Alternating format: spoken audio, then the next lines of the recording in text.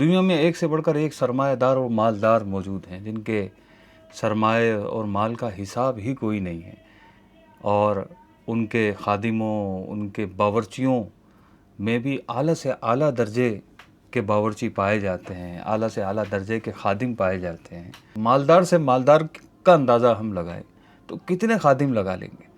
چلے 800 خادم لگا لیتے ہیں کہ دنیا کا سب سے مالدار ترین آدمی اور اس کے خادموں کی، اس کے سرونٹس کی، چاہے وہ باورچی ہوں، شیف ہوں، چاہے وہ کھانا سرو کرنے والے ہوں، چاہے وہ کوئی بھی ہوں، کسی بھی طرح کے نوکر ہوں، یہ سب کی تعداد اگر ہم ٹوٹل لگائیں، مان لیں، فرض کر لیں، لیکن یہ 800 ہر وقت موجود نہیں ہوتے، یہ 800 دنیا بھر میں پھیلے ہوئے ہیں، جہاں جہاں ان کی پراپرٹیز ہیں، جہاں یہ جاتے ہیں، سال میں ایک آدھ چکر لگتا ہے، تو یہ میں نے بہت زیادہ اندازہ لگایا۔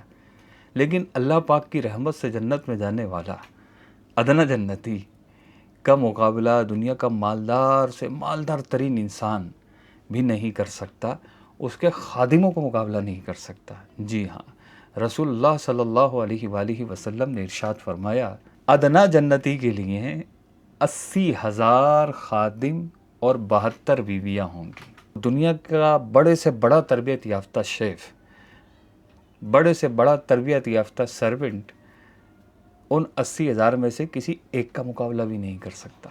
تو 80,000 خادم، وہ بھی جنتی خادم، ایک ادنیٰ جنتی کو ملنے والے ہیں، تو جنتی کی کیا شان ہوگی؟